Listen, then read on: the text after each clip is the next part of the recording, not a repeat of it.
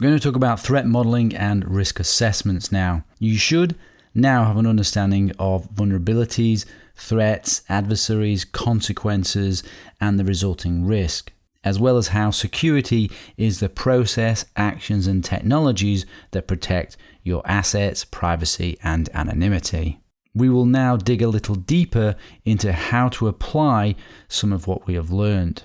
First, very important point, you cannot ever have 100% security, just like you can never have zero risk. Therefore, you can never completely protect your assets or maintain perfect privacy or have total anonymity. If you have ever seen someone advertising 100% security, run a mile. They have no clue about what they're talking about. Unless you stop engaging in an activity, there will always be risk. Engaging in life has a risk. Going on the internet has a risk. We take these risks for the great opportunities and benefits that the internet brings. In order to exploit the opportunity of using the internet, we have to accept a level of risk.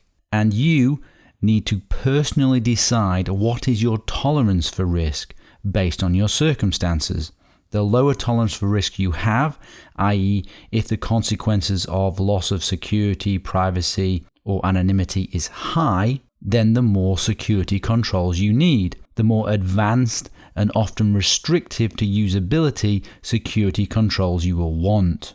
The higher tolerance for risk you have, i.e. the consequences might be low, the less security controls you will need. So security is a balance. It's a balance between usability and security, between risk and opportunity. And security often gets in the way of ease of use, which is why we must choose security controls that are fit for purpose and are in line with our appetite for risk.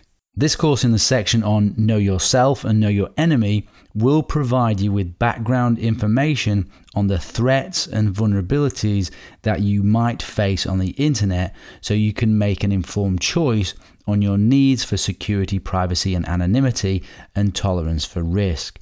So wait until we go through those sections, and then you will start to understand more the threats and adversaries that are out there and things that you may never have known about before.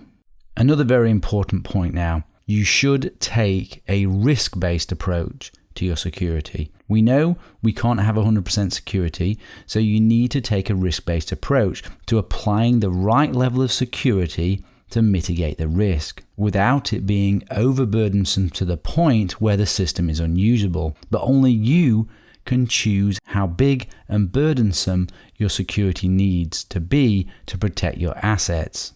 In order to take a risk-based approach to security, you should do basic threat modeling and risk assessments when selecting your security controls. And I'll walk you through an example of doing that now.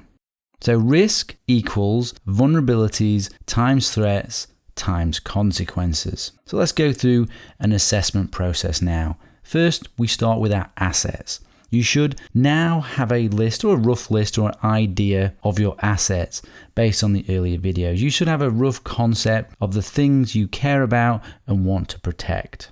Vulnerabilities, threats, and adversaries.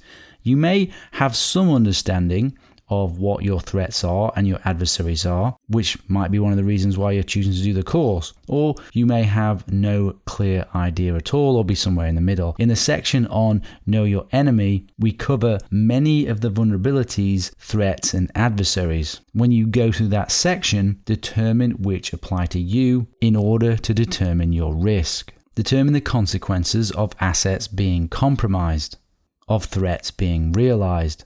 When it comes to your assets, consider if they are lost or stolen, destroyed or encrypted so you can't use them, placed on the internet, put in the hands of your adversaries, criminals, hackers, government, law enforcement agencies. How could it impact your reputation, your privacy, your anonymity? What would be the impact of loss of privacy and anonymity? What is your adversary likely to do?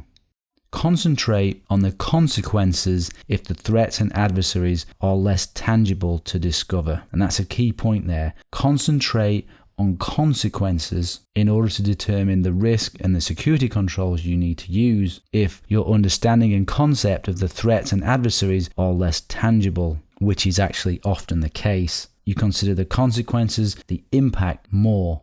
Once you have an understanding of your assets, their threats, vulnerabilities, adversaries, the security controls that are available to you, as you may not know what all the security controls are available to you or even how to configure them, which is part of what the course is, and you understand the consequences of threats being realized, you will be able to determine a general level of risk that you feel you are at. You might have identified particular risky behaviors that you perform, threats, adversaries, vulnerabilities that need the strongest security controls and most attention.